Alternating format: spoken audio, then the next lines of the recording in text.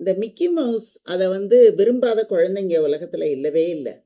அந்த மாதிரி அந்த கதாபாத்திரங்கள் எல்லாமே கார்ட்டூன் கதாபாத்திரங்கள், அது எல்லாமே நம்முடைய மனசுக்கு ரொம்ப பெரியவங்களோ சின்னவங்களோ யாராக இருந்தாலும் அந்த டிஸ்னி வேர்ல்டு அப்படிங்கிறது உலக பிரசித்த பெற்ற ஒன்று. அது கலிஃபோர்னியாவில் இருக்குது.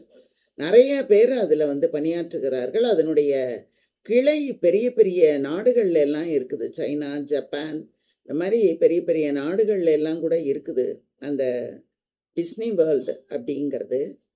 17,000 ஏக்கர் நிலத்தில் அதை உருவாக்கி இருக்காராம் அவர். சரி, இதெல்லாம் அவர் எப்படி உருவாக்குனாரு? அவருக்கு எப்படி அதெல்லாம் தோணுச்சு? நம்ம கூட தான் இருக்கோம், நம்ம கூட தான் எதையாவது உருவாக்கணும்னு நினைக்கிறோம். ஆனால் நம்மளால் உருவாக்க முடியல. அவர் என்னென்னவோ உருவாக்கியிருக்காரு. சரி, உருவாக்க முடியலைன்னா கூட உருவானவங்களை பார்க்கலாம்ல, அது நமக்கு ஒரு உற்சாகத்தை கொடுக்கும். அதுக்காக தான் நம்ம இந்த மாதிரி விஷயங்களை எல்லாம் படிக்கிறது. எதுக்காகன்னா, ஒரு உற்சாகம். அப்பப்போ மனசு போய் கீழே கீழே விழுந்துருது. அப்போ இந்த விழுந்த மனதை தூக்கி நிறுத்த வேண்டியதுங்கிறது ஒவ்வொருத்தரோட கட்டாயமாகவும் இருக்கிறது. அதனால தான் நான் இதை உங்களோட பகிர்ந்து கொள்ளலாம் அப்படின்னு நினச்சேன். இந்த டிஸ்னி இருக்காரு, அவர் வீட்டில் நிறைய குழந்தைங்க. அந்த காலங்களில் எல்லார் வீடுகள்லையுமே நிறைய குழந்தைங்க. இது ஒரு பெரிய விஷயமா இந்த காலத்தில் தான் பேசுகிறோம். அந்த காலத்தில் அப்படியெல்லாம் பேச மாட்டோம். அவ்வளோ பேர் இருந்தாங்க, இவ்வளோ பேர் இருந்தாங்க அப்படின்ட்டு. இப்போ நம்ம பேசுகிறோம். அதனால தான் நானும் உங்களுக்கு சொல்ல வேண்டியதாக இருக்குது. அதனால் நிறைய குழந்தைகளோட பிறந்தவர் அவர். அவங்க அப்பா ரொம்ப கண்ணியமாக வாழணும் அப்படின்னு நினச்சிட்டு வாழ்ந்துட்டுருக்காரு. அவருக்கு ஏதோ ஒரு இடையூறு ஏற்படுகிறது. உடனே அவர் என்ன பண்ணுறாரு, அந்த இடமே நம்ம வாழ்வதற்கு தகுதியான இடம் இல்லைன்னு சொல்லிட்டு ஊருக்கு புறநகர் பகுதியில் ஒரு நிலத்தை அவர் வாங்குறார். பண்ணை வீடு மாதிரி ஒன்றை அமைத்து கொண்டு அங்கே போய் அவர் தன்னுடைய தொழிலை செய்து கொண்டிருக்கிறார். அந்த பிள்ளைங்கள்லாம் அங்கே இருக்காங்க. அப்போ டிஸ்னிக்கு வயசு ரொம்ப சின்ன வயசு, ஒரு 4 வயசு. அவரோட விளையாடுறதுக்கு யாருமே இல்லை. ஏன்னா அவரோட சகோதரர்கள்லாம் ரொம்ப பெரியவங்களாக இருக்காங்க அவரோட. அதனால அவர் விளையாடுறதுக்கு யாருமே இல்லை. அப்படின்னு உடனே அவர் என்ன பண்ணுறாரு, அவர் வீட்டில் எல்லாம் அந்த பண்ணை வீடு தானே, ஆடு மாடு வளர்ப்பாங்க, வாத்து வளர்ப்பாங்க, கோழி வளர்ப்பாங்க, எல்லாம் வளர்ப்பாங்கல்ல, அந்த விலங்குகளோடையே அவர் வளர்றாரு. ஆனால் அவர் என்ன பண்ணும், பன்றியெல்லாம் வளர்க்குறாங்க அந்த பண்ணையில். இவர் என்ன பண்ணுறாரு, சில விதிமுறைகளை வகுத்து விலங்குகளுக்கு கற்றுக் கொடுக்குறாரு.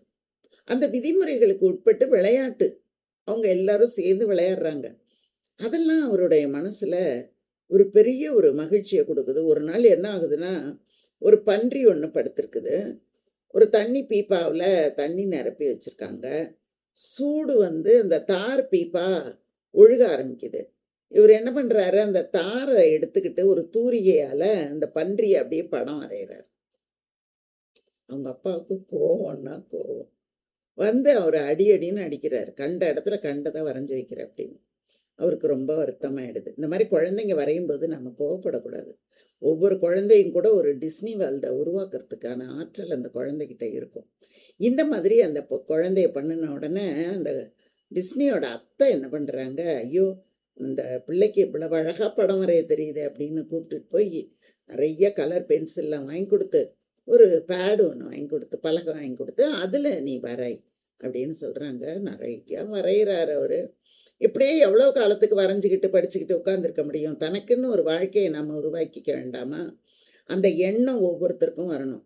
ஏதோ அப்பா சாப்பாடு போடுறாரு, அப்பா சம்பாதிச்சு கொட்டுறாரு, அம்மா சமைச்சு போடுறா, அக்கா தங்கச்சிங்க துணிமணி துவைச்சி கொடுக்குதுங்க, ஏதோ காலேஜுக்கு போவோம் வர்றோன்னு இருக்காம நமக்குன்னு ஒரு வாழ்க்கை எது அப்படின்னு தேட வேண்டும். அப்படிப்பட்ட ஒரு தேடல் தான் அவருக்கு வருது. அந்த மாதிரி அவர் தேடுறாரு. நிறைய படங்கள் வரைகிறாரு. ஆசிரியர்களே பிரமிச்சு போகிற அளவுக்கு அவர் வரையக்கூடிய படங்கள்லாம் இருக்குது. அதுக்கப்புறம் என்ன பண்ணுறாரு, 1 நிமிட அனிமேஷன். அந்த காலங்களில் பேசாமல் படம் மட்டும் ஓடுற மாதிரி 1 நிமிட அனிமேஷன் அதெல்லாம் அவர் செஞ்சு கொடுக்க ஆரம்பிக்கிறாரு. பக்கத்தில் அக்கம் பக்கம் இந்த விளம்பரத்துக்காக அவர் செஞ்சு கொடுக்குறாரு. அதுக்கப்புறம் என்ன ஆகுது, அதுவுமே அவருக்கு டவுன் ஆகிடுது. எவ்வளோ காலத்துக்கு பார்த்ததை பார்க்கறது அப்படிங்கிற ஒரு எண்ணம் மக்களுக்கு ஒரு சலிப்பு வருதில்ல, அதில் அவர் ஒரு மாதிரி தொய்வடைஞ்சு போயிடுறாரு. ஒன்றுமே இல்லை, ரொம்ப அவர் அந்த ஊரை விட்டு போய் வேற ஒரு இடத்துல தங்கி இருந்து தான் இந்த வேலைகளை எல்லாம் பண்ணுறாரு. ஆனாலும் அவருக்கு ஒன்றுமே இல்லை. வீடு கொள்ளாமல் எலி அந்த நிறுவனம் படுத்து போயிடுது. படுத்து போன அந்த ஸ்டூடியோ ஒன்றுமே இல்லாமல் போயிடுது. அதுக்கப்புறம் அவருக்கு என்ன பண்ணுறதுன்னு தெரியாமல் இருக்கும்போது அந்த ஸ்டூடியோ முழுவதும் எலிகள் ஏராளமாக சுற்றுது. உடனே அந்த எலிகளை பிடிக்கணும் அப்படின்னு ஒரு எலிப்பொறி ஒன்று தயார் பண்ணி அந்த எலிப்பொறிக்குள்ளார வைக்கிறாரு. ஒரு ஏகப்பட்ட எலிங்க மொத்தத்தில் போய் அந்த எலிப்பொறிக்குள்ளே விழுந்துடும். விழுந்த உடனே அவர் என்ன பண்ணுறாரு, அந்த எலியெல்லாம் பிடிச்சி தூக்கிட்டு அந்த இடத்த விட்டே நம்மளும் போயிடுவோம், போய் வேறு ஏதாவது நமக்கு வாய்ப்பு கிடைக்குதான்னு பார்ப்போம். அப்படி தான் நம்ம போகிற மாதிரி தான் எல்லாருடைய வாழ்க்கையும் அப்படி தான். வாழ்க்கை ஒரே நிரந்தரமாக ஒரே போக்கில் போகும் அப்படின்னு நம்ம சொல்ல முடியாது. எல்லாரோட வாழ்க்கையிலையும் அங்கங்கே தடுமாற்றங்கள் இருக்கும். அப்படியே ஸ்டாப் ஆகிடும். அடுத்தது என்ன பண்ணுறது நம்ம அப்படின்னு நமக்கு தெரியாது. அப்படியே திகைச்சு போய் நின்றுடுவோம். திடீர்னு ஒரு இழப்பு, திடீர்னு மற்றவர்களினுடைய அலட்சியம், திடீர்னு வியாபாரம் படுத்து போகும்.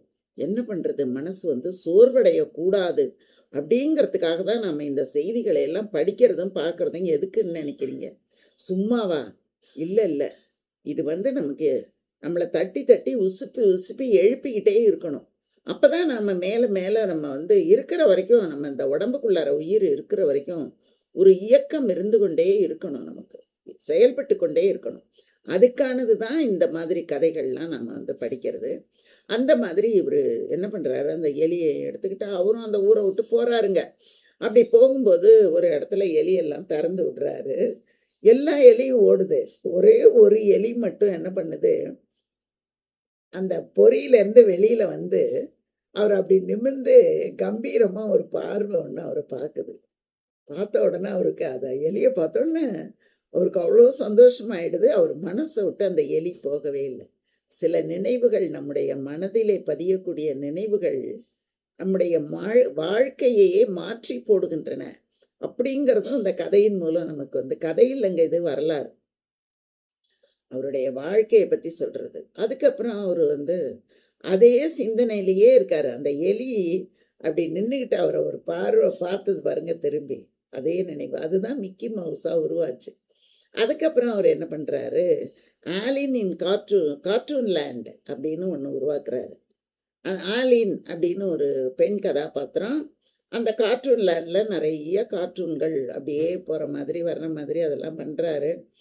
அது தொடர்ந்து ஒரு 15 படத்துக்கு மேலே யாரும் பார்க்கல.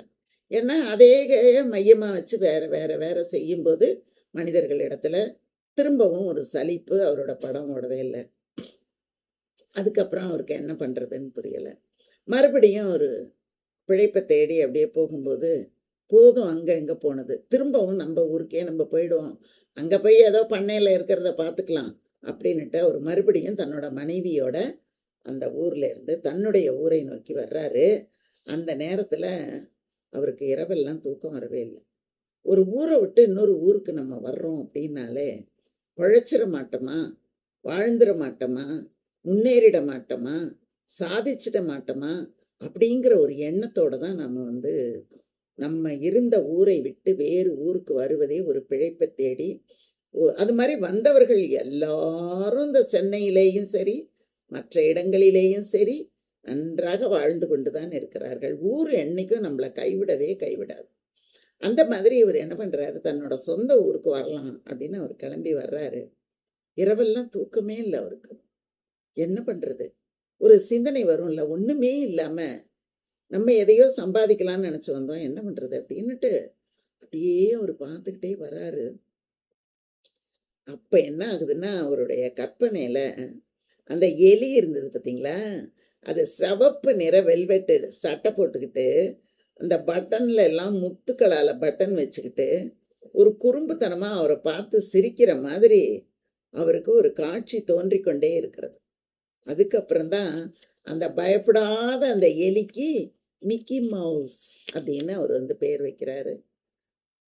பேர் வைக்கிறது மட்டும் இல்லை, அந்த எலி மாதிரி ஒரு கதாபாத்திரத்தை உருவாக்கி அந்த கதாபாத்திரங்கள் இயங்கிறது மாதிரி ஒன்றை உருவாக்கி தொழில்நுட்பத்தை கொண்டு அதற்கு ஒலி ஊட்டுகிறார், சவுண்டு கொடுக்குறார். அந்த மிக்கி மவுஸ் பேசுகிற மாதிரி சவுண்டு.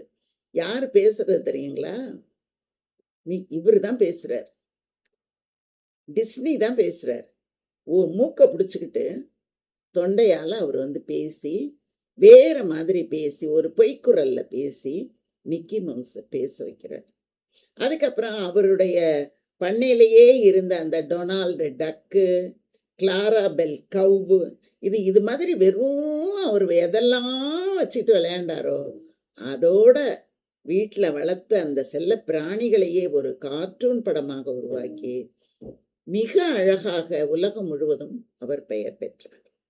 அதில் அவருடைய படங்கள் எதை நமக்கு உணர்த்தும் அப்படின்னா, துணிச்சலோடு இருக்கணும், நல்ல பண்புகளோடு இருக்கணும். ஒரு காலத்திலையும் இந்த நற்பண்புகளை நாம் சமரசம் செய்து கொள்ளக்கூடாது.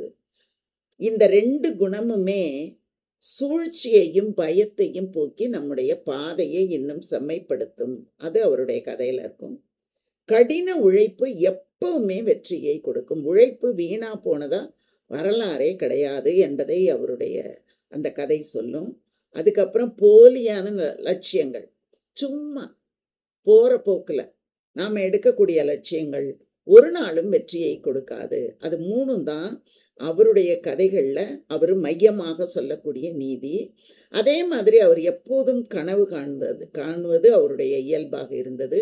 முன்னோக்கிய பார்வை, நான் இப்போ இப்படி இருக்கேன், இன்னும் 10 வருஷத்தில் நான் எப்படி இருக்கேன் பாருங்க அப்படின்னு அதை முன்னோக்கி பார்க்கக்கூடிய பார்வை. தாவரங்களோ விலங்குகளோ விளையாட்டு மைதானமோ வீடோ எல்லாத்தையுமே பேச வைக்கிற மாதிரி, சிரிக்க வைக்கிற மாதிரி, ஓட வைக்கிற மாதிரி கற்பனை செய்து செய்து பார்ப்பார். அந்த மாதிரி யாருமே செய்ய முடியாத கற்பனை. அவரோட முக்கியமான குறிக்கோள் என்னன்னா, மக்களை மகிழ்ச்சி உள்ளவர்களாக வாழ்விக்க வேண்டும். அதுதான் அவருடைய குறிக்கோள். மக்களுக்காக யாரெல்லாம் வாழ்கிறார்களோ, மக்களை மட்டும் மையப்படுத்தி, மக்களுக்காக என்னுடைய சுயநலம் இருக்குங்கிறது கிடையாது, மக்கள் மகிழ்வடைவார்களா அப்படின்னு யாரெல்லாம் பண்ணுறாங்களோ அவங்கள வரலாறு ஒரு நாளும் உற்றாது பிடிச்சி இழுத்து தன் பக்கத்தில் வைத்து கொள்ளும் என்பதற்கு இது நமக்கு ஒரு சான்றாக இருக்கிறது. இந்த மாதிரி நிறைய நம்ம தெரிந்து கொள்ளலாம். தொடர்ந்து பாருங்க. நன்றி, வணக்கம், வாழ்க வளமுடன்.